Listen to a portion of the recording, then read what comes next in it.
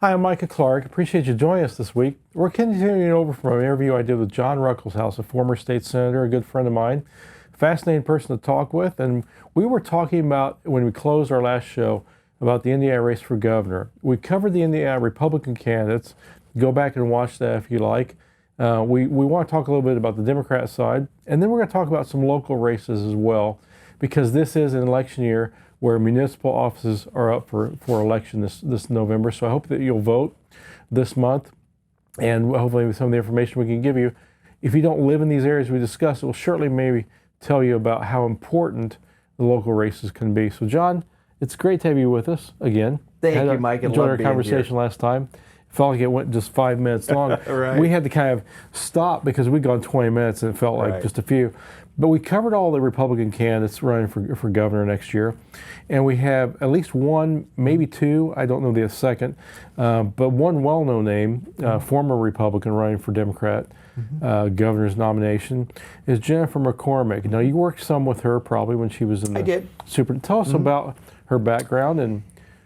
So Jennifer McCormick, she was superintendent, I believe, of one of the Muncie Yorktown school districts way back in the day. So as you remember, we had an open back in it was the 2016 Republican State Convention, superintendent of public education, because Glenda Ritz was the current, and we weren't sure we could win that race. Matter of fact, we thought that was going to be a really uphill race to win because she had convincingly won prior to that with the help of the teachers who had galvanized and organized for her, and we anticipated the same. So there were several candidates that came about. People really didn't know Jennifer, but we thought, okay, let's take a flyer on her. There really wasn't much discussion about her past, whether she'd been a Democrat or Republican or whatever, or political leanings, because it's education. Thought about keeping politics out of education, which, by the way, was the precursor to the bill that I supported, taking the superintendent position out of elected position and putting it under the governor. Take the politics out of that office. So we were going down that road. She won, as you know, and then in 2016, as part of really the Trump updraft, Holcomb being a beneficiary thereof too, she won. And Jennifer is, first and foremost, she's been very aligned with the teachers and the teachers' unions for really her entire career. So once she was left to her own devices, I think all those things came out. And then she got, and again, she took offense to the bill that I just talked about when it was not meant as offense to her personally. It was looking at this from the perspective of what's the right thing to do. You need to have the politics out of education. So she became even more strident at that point against the Republican Party, and in particular the legislature. So then fast forward, she not in position, and the Democrats are really, their bench is extremely weak statewide. And Jennifer McCormick, right now, to my knowledge, is the only candidate with decent name ID. Now, it's interesting. She seems to be basing her whole campaign right now on abortion. Correct? Interesting. She wants to be the pro-choice candidate. She touted out her campaign, rolled out a survey that came out, or poll that they had done maybe a month, 6 weeks ago. And according to their poll, now we both know polling. It's all how you ask polling will tell you exactly garbage in, garbage out. So I can only imagine that this was front loaded on that issue. So the polling came out to show that there is some animosity amongst Hoosiers on Senate Bill 1 that passed. So she's going to run on that. My thinking on that is good luck with that, because I think 2024, by the time we roll around to that election in the fall, I think there'll be a lot more prevalent issues. I mean, look how things are changing so fast. Geopolitical issues are front and center right now. Israel, Ukraine, the economy. Well, it's going to be difficult, I think, for a Democrat to win statewide office when Joe Biden is polling so unpopularly in Indiana, too. I mean, we're a red state. You don't take that for granted, but all things being equal, it's a tough road. It's a tough road, but let's put an asterisk on this. I always, and you and I have both talked a lot about this. Look, I'm an optimist. I'm a Chicago Cubs fan and an IU football fan. My condolences on the football. I need mental health coverage bad, or that whole bill is for me. But So I'm an eternal optimist. But having said that, especially in politics, you always have to think, well, what if? Right. What if? And Right. you have to prepare for Right. what if. So you never know. Right. Democrats at the national level, we'll see where this goes. There's a lot of conventional wisdom out there right now that Democrats have this big break glass of in case of emergency if Biden were to have significant poll issues, Right. significant cognizant issues. We won't go into that in detail. But to the extent, will Joseph Biden be the Democrat Right. nominee? It's a big question. It's a big question. And I think it's a relevant question. So even though right now the tables are set up as such, it could change. Sure. So you don't know if, for example, Michelle Obama is the top of the Right. ticket for Democrats. Changes everything. It changes the dynamics. In Indiana's in play. The governor's race is in play Right. for Democrats. You never know. Well, a year is forever in politics, and so but I should mention, and I don't know this gentleman. I've not met him. There are some people, I think, particularly in Indianapolis, who like this third-party candidate, and it's Donald Rainwater, Libertarian. I think he's running again for governor. Typically, Libertarians don't do real well, 3% maybe. I guess in a close race between the Republican and Democrat, he could be a factor. Any thoughts on his candidacy? Yeah, he's a good man, and I know he has a good message and a message that sounds and resonates with folks, et cetera. It seems to be more of a narrower message. I'd like to see more from him, what he would do besides just the COVID issue. And that really, that was really what propelled him last time, was the COVID issue. and it was kind of the anti-government intrusion into persons' daily lives, obviously, up to and including shutting down parishes and worship services. People don't want to be locked up, to make a long story short. So, yes, he had that opening and the fed on the anti-Holcomb. Well, Holcomb is not on the ballot. Right. So we're going to have a new governor to choose from. So you're exactly right. Traditionally, Libertarians get up to about 3%. I think Rainwater got between 5 and 7. Right. But was more of that protest vote, if you will. A unique circumstance. Exactly. So I'm like you. I don't see that as being much of a factor at all. We'll see how that plays out. Well, I want to talk to you about local because, especially in where your district was in Indianapolis and Hamilton County. But first, it just occurred to me, we have an open Senate seat for the first time in a long time. And I don't know who the Democrats are going to run, but we do know who the Republicans are running. We've got two candidates running there. A friend of yours and mine, Jim Banks, who was a former state senator when you were there and a congressman for several years. I know Jim very well. And then a new person named Rust, I forgot. Is it John? Yeah. Yes. And who owns an egg farm and is on TV already. What's your assessment of that race? What are your thoughts on those two? Well, it's interesting. Again, a self-funder. Yeah, here we are back to the self-funders again, right? So yes, he has been attracted to this. He's probably more left of center than he is right of center, I think, although he's playing the more right of center, if you will, in this campaign. But Jim has the name ID. Jim has he has the backing of a lot of groups, right? He's paid his dues, if you will. Jim is very well known. I think Jim will be just fine. Well, okay, so I'm just going to throw this out there because you and I know Jim. This won't surprise people. I'm a little surprised that Rust is running some pretty decent commercials. They're pretty well made, but he's calling Jim the establishment candidate, a friend of Mitch McConnell's. I think people who know Jim's record aren't going to buy that. Is that going to play? Well, Jim's not an establishment guy. No, Jim is not an establishment guy. He's also using the phrase, right now in politics, the outsider. This is the new word, This is the new buzzword, right? So I know Chambers is using that in the governor's race. Braun used that very successfully in 2018. However, Braun cannot use that going forward. He is not the outsider. And I don't mean to just pick on him, but that's the dynamic and that's the new trend, that people still are looking for fresh faces, if you will. So don't blame him. It's a Madison Avenue approach, right? Yeah. In trying you play the cards you have. You play the cards that you have. That's exactly right. But I think he drew about a four spades. Yeah.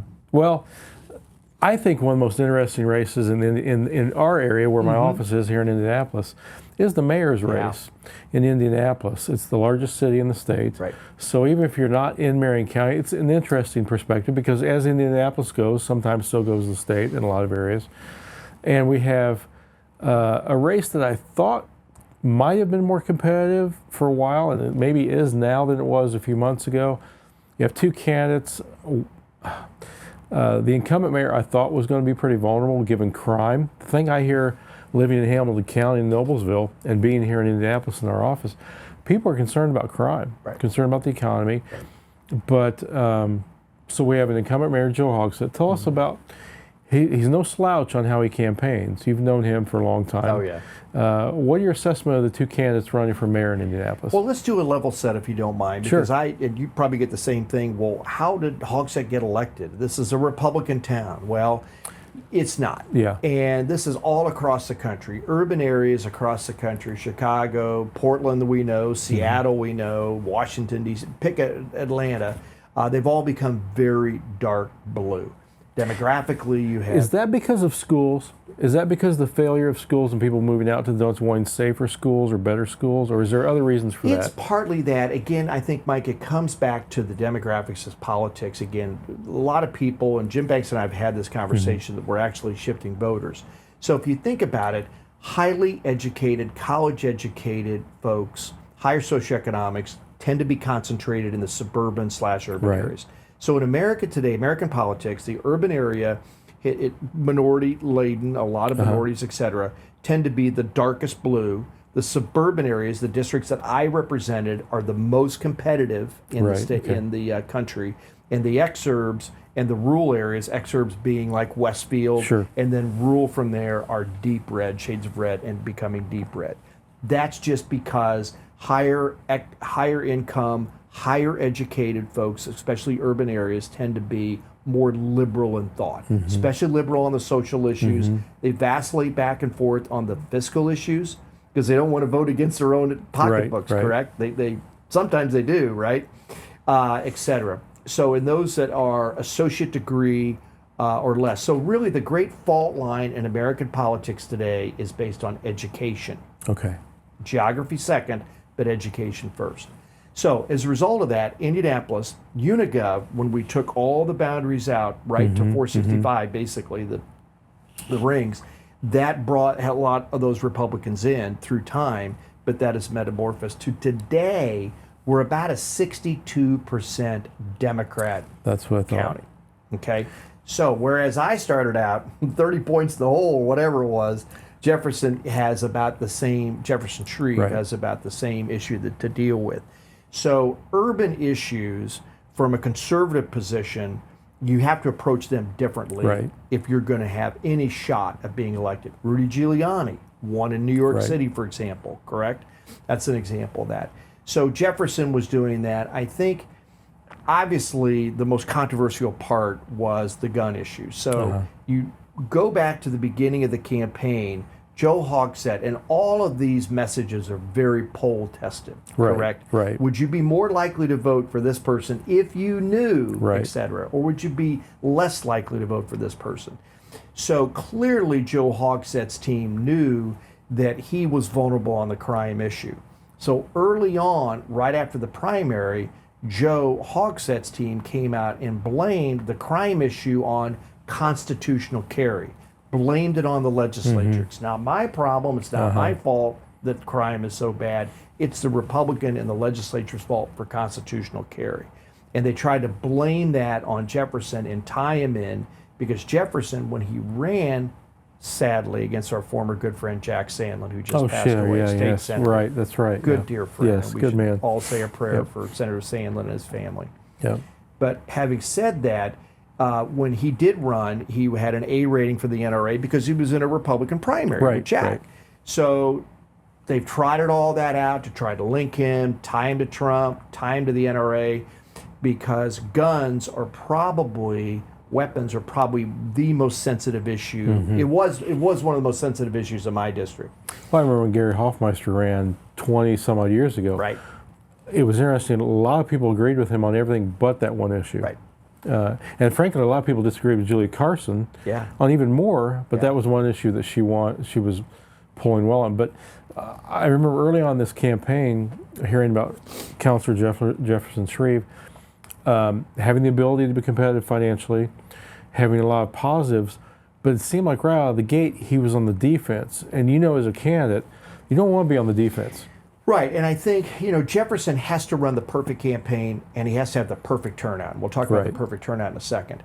Not sure he's run the perfect campaign. Actually, I would probably grade, if I had to grade Joe Hogsett's campaigns a little bit better. But the interesting thing is, just to kind of finish that logic, so then Jefferson's team, they've been doing a lot of modeling. We did a lot of modeling when we were running in 2020, and modeling is becoming very sophisticated. Modeling means you can take individuals and look through all their Facebook posts and where they buy and purchase things, et cetera, and you can come up with a pretty good voting or a prediction of where they're going to vote and lean on particular issues. So the Jefferson Shreve campaign has said, for us to win, we need 20,000 Democrats to cross over to win, because it's that big of a gap. And where are they going to get those Democrats? My former district. Now, I don't know whether they were looking at me, because we did that. We were able to move a lot of Democrats, right, in our district. We weren't talking about guns or anything like that. We were talking about education and what we talked about in the prior segment. One moved them. So to make a long story short, that's why Jefferson came out with basically a Me Too to Hogsett. Now, the risk to that, which has happened, is you anger your base. Correct? So all of those in Perry Township, Franklin Township, and the southern part, are they going to turn out? That's the main question. Now, I've seen a poll. It's the only poll I've seen. I don't know how reliable it is. But I guess if you're Jefferson Shreve, it showed him only down by 10. And you say only 10. Well, again, 60-40, he could be down by 20 if it's just a party line vote. So, and about 16% undecided rate. If that poll is accurate, there's a window there, because the undecided will tend to break for the non-incumbent, and they're probably and the one issue where he was polling ahead of that I saw the mayor was on crime. And so he's kind of zeroed in on that. Where voting's already started. Does he have a chance? He does, and I'll tell you why he's got a chance. Because if you look back to where Boward, how did Greg Boward win? Well, I was the Washington Township chairman. I remember him having signs saying, "Have you had enough?" Exactly. So people turn out to vote against something. Right? Let's be honest. That's typically how politics works. People are motivated. People hate negative ads, but they're motivated. They work. So people turn out to vote against something. So his lane is exactly the way you set it up, he being Jefferson Shreve. And that is that Washington Township suburban housewife and that's why Joe Hogsett is running the ads, tagging Jefferson Shreve as on the abortion issue, right? Well, the mayor has nothing to do with abortion. Well, that's all subliminal to go after that which normally should go for the Democrats. Does crime trump all those other issues? It should. And the sub-interesting thing to that is the terrible tragedy in Israel that's going on right now. Is this also going to have an impact? Because the voting populace now is extremely fragile. They're scared. They're concerned. Geopolitical things. This may be the October surprise that gives a little bit of a push. The second piece we didn't talk about is African Americans. African Americans traditionally vote a 90-10 split, 90% to 10% split. We're starting to see a major shift in the African American community, especially amongst African American males 55 and up. They are socially more conservative than clearly where the Democrat Party has gone to. And that's not there. So we've seen almost a 7 to 10 point shift. But more importantly, how Greg Boward won was, yes, he got enough of those Democrat conversions over. He got enough of the independents. But the critical piece was the turnout amongst African Americans was low. That's sort of that perfect turnout model that we talked about before. So it's possible there's not excitement with either candidate in the black community, and maybe they stay home or maybe they switch. Or I will say this isn't a racial issue. I can't tell you how many people tell me, I don't want to go downtown Indianapolis anymore. Right. Since COVID, since the riots, it's just not the same. The city's not what it used to be, and people don't feel safe downtown. And it kind of surprises me. I have to say, when Joe Hogsett was elected, he had been a federal prosecutor, and I thought, well, if he's right on one thing, it'll probably be crime. And it seems to be the thing he's the most wrong on now. It kind of surprised me. And the police are furious with him. They feel like there's a revolving door, and they can't put people away. Crime is up, prosecutions are down, convictions are down. It seems like the perfect storm, perhaps. Perhaps. And that's exactly right. That's why I think there is a chance that Jefferson could do it. The other thing that's below the radar, below the surface that nobody's talking about is there is a lot of friction between Hogsett and Ryan Mears in both administrations. Okay. If you look back, prosecutor. Ryan Mears, now Ryan Mears, people would say Jefferson Shreve has no shot because Ryan Mears against Cynthia Carrasco, who was a good candidate, $1 million was behind her. We annihilated which her, is partly compared to what we're spending right now, what Jefferson's spending right now, right? But it was about a 20-point, it wasn't even close, etc. Well, it was a low turnout. They're just she couldn't get the populace excited. Well, I think it also happened just before the crime issue started to get to peak in people's concerns. It hadn't totally baked yet. Yep. Totally baked yet. So again, within the Democrat Party, and remember, let's go back to the Democrat primary. In the Democrat primary, the African American community ran a candidate against Joe Hogsett in the primary. That's true. There was a clear message from African Americans to the Democrat Party, it's our turn to lead. Right.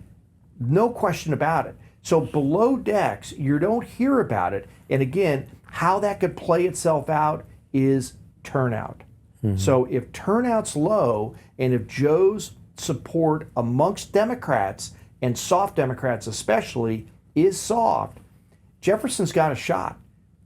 Well, move north now. Your part of your district was in Carmel, so I know you're watching that area in Hamilton County. We have a mayor's race in Carmel that one would assume is the Republicans, at least Republicans to lose. But what do you think? You have a council member, Sue Finkham, right, and then Miles. What's his first name? Miles Nelson. Miles Nelson. Yes. I'm seeing signs in the area for him, and he's on TV.